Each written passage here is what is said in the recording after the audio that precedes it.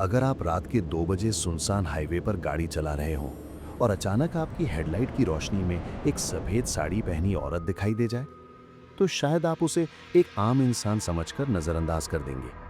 लेकिन अगर वही औरत कुछ मिनट बाद आपकी कार के अंदर बैठी मिले और आपको याद भी ना हो कि वो अंदर आई कैसे, तो आज की कहानी आपको भारत के सबसे खौफनाक हाईवे में से एक NH-33 पर ले जाने वाली है। एक ऐसी सड़क जिसके बारे में कहा जाता है कि यहाँ आधी रात के बाद एक सफेद साड़ी वाली औरत भटकती है और जो भी उससे टकराता है उसकी जिंदगी हमेशा के लिए बदल जाती है। ये घटना साल 2018 की है। 26 साल का अमन अपनी कार से रांची से जमशेदपुर जा रहा था। रात के करीब 1:30 बजे थे। आसमान में घने काले बादल छाए हुए थे।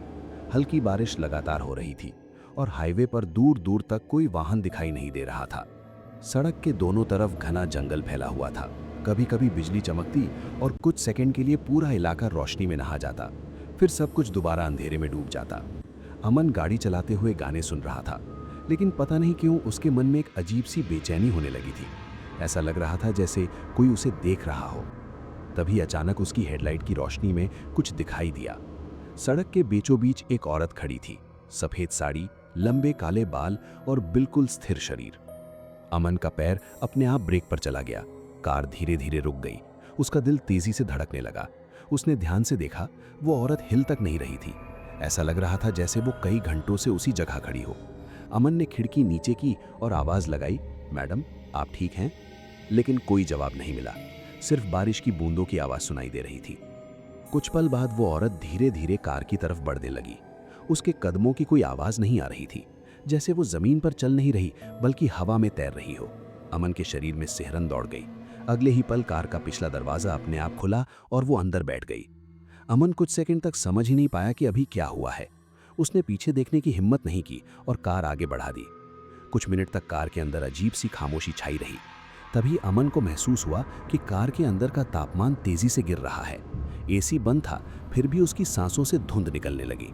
उसके हाथ ठंड से कांपने लगे। उसने धीरे से रियर व्यू मिरर में देखा, औरत पीछे वाली सीट पर सिर झुकाए बैठी थी। उसके बाल अब भी उसके चेहरे को ढके हुए थे। अमन ने खुद को समझाया कि वो बेकार में डर रहा है, लेकिन तभी कार का रेडियो अपने आप चालू हो गया। उसमें से सिर्फ खरखराहट की आवाज आने लगी। आवाज इतनी अजीब थी जैसे कोई टूटी हुई रिकॉर्डिंग बार बार चल रही हो। अमन ने रेडियो बंद करने की कोशिश की, लेकिन बटन काम नहीं कर रहे थे। उसी समय उसे महसूस हुआ कि कोई उसके कान के बिल्कुल पास बहुत धीरे धीरे सांस ले रहा है। उसका गला सूख गया। उसने डरते हुए मिरर में दोबारा देखा और उसकी धड़कन रुकते रुकते बची। पीछे वाली सीट खाली थी, औरत वहां नहीं थी।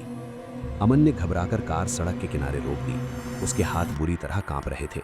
तभी उसके कान के बिल्कुल पास एक फुसफुसाहट सुनाई दी, मुझे ढूंढ रहे हो? ये आवाज इतनी पास से आई थी जैसे कोई उसके चेहरे के बिल्कुल बगल में बैठा हो। अमन ने धीरे धीरे अपना सिर दाईं तरफ घुमाया और उसकी चीख निकल गई। सफेद साड़ी वाली औरत उसके बगल वाली सीट पर बैठी थी। उसके बाल धीरे धीरे हट रहे थे और जैसे ही उसका चेहरा दिखाई दिया, अमन की आंखें डर से फैल गईं। उसका चेहरा बुरी तरह जला हुआ था। त्वचा जगह जगह से फटी हुई थी। आंखों की जगह सिर्फ 2 काले गहरे गड्ढे थे और उसके होंठों पर एक ऐसी मुस्कान थी जो किसी इंसान की नहीं हो सकती थी। अमन ने पूरी ताकत से एक्सीलेटर दबा दिया। कार तेज रफ्तार से हाईवे पर दौड़ने लगी, लेकिन चाहे वो कितनी भी तेज भागता, वो औरत उसकी बगल वाली सीट से गायब नहीं हो रही थी। उसकी मुस्कान हर सेकंड और चौड़ी होती जा रही थी। अचानक उसने अपना हाथ बढ़ाया और अमन के कंधे पर रख दिया। उसका हाथ बर्फ से भी ज्यादा ठंडा था। उसी पल अमन के सामने एक ट्रक आ गया। उसने घबराकर स्टीयरिंग घुमाया, लेकिन बहुत देर हो चुकी थी। एक जोरदार धमाका हुआ।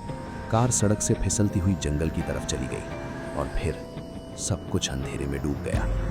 अगली सुबह पुलिस और स्थानीय लोग घटनास्थल पर पहुंचे।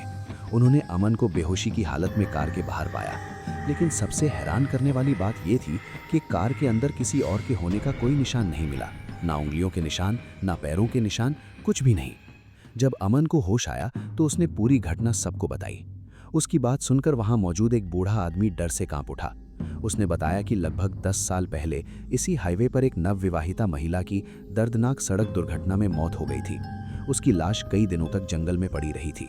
कहते हैं कि उसकी आत्मा आज भी इंसाफ की तलाश में उसी सड़क पर भटकती है। उस घटना के बाद अमन ने कभी रात में NH-33 पर सफर नहीं किया। लेकिन कहानी यहीं खत्म नहीं होती।